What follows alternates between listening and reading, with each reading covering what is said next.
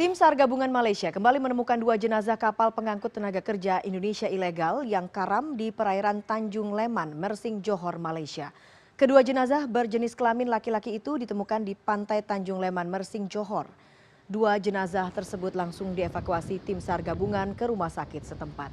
Diduga mereka hanyut terbawa arus laut hingga ke pantai tersebut. Total ada 14 jenazah korban tewas yang sudah ditemukan. Jenazah tersebut mulai diidentifikasi, sementara 2 korban selamat masih belum bisa dimintai keterangan karena masih trauma. Hingga kini masih ada 28 penumpang kapal tujuan Batam Johor Baru yang belum ditemukan. Tim SAR gabungan Malaysia masih kesulitan melakukan pencarian di lokasi kejadian karena cuaca buruk. Kita sudah terhubung dengan koresponden CNN Indonesia Ruli Kurniawan di Johor, Malaysia. Ruli, bagaimana kondisi korban yang selamat?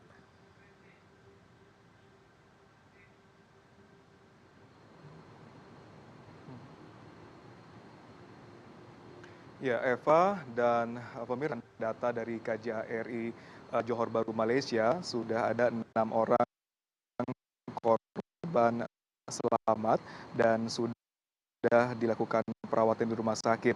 Namun hari ini kondisi ataupun ke-6 orang tersebut sudah diamankan di Rajah Malaysia dan karena mereka akan dimintai keterangan terkait dengan penyeberangan ilegal sebagai TKI tanpa adanya surat-surat ataupun TKI yang resmi seperti itu, Eva.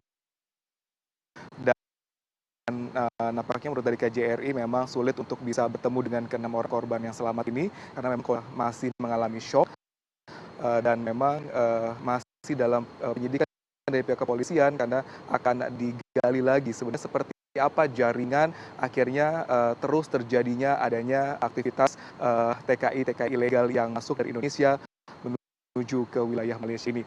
Dan tidak hanya ada 6 orang korban selamat yang juga berhasil dirawat dan juga sekarang sudah diamankan oleh kepolisian. Ternyata menurut KJRI Johor Baru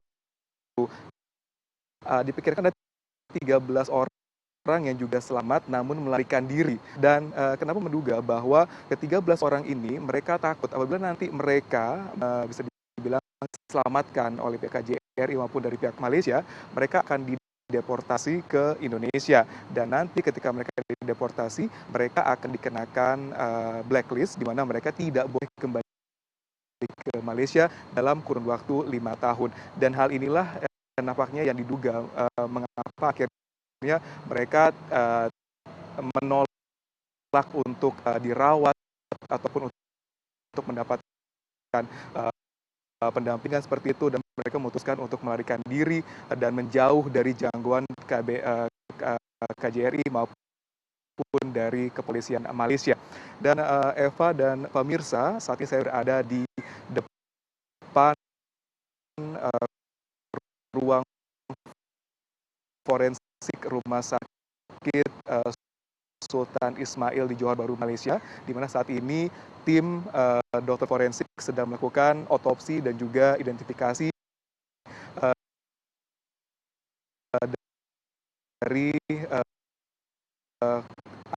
ada 16 korban tewas, di mana ada beberapa orang keluarga yang sudah berada di sini sejak pagi tadi dan mereka memang diminta datang untuk mengidentifikasi apakah ada di antara korban-korban tewas yang sudah Ya, berhasil demikian tadi laporan Ruli Kurniawan langsung dari Johor, Malaysia. Kami mohon maaf adanya gangguan atau ketidaksempurnaan komunikasi dengan Ruli Kurniawan. Dan berikut adalah data terbaru yang berhasil kami himpun terkait kecelakaan tersebut.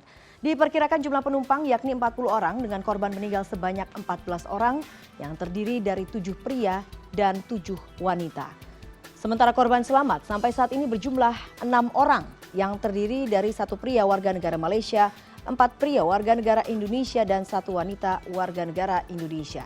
Sedangkan korban selamat yang berhasil melarikan diri diperkirakan sebanyak 13 orang. 4 korban meninggal sudah berhasil diidentifikasi, 1 orang wanita berinisial MY asal ND Nusa Tenggara Timur, lalu ada RS, seorang pria asal Sampang Jawa Timur, LL berjenis kelamin pria asal Belu Nusa Tenggara Timur, dan juga seorang wanita berinisial SY asal Sampang, Jawa Timur.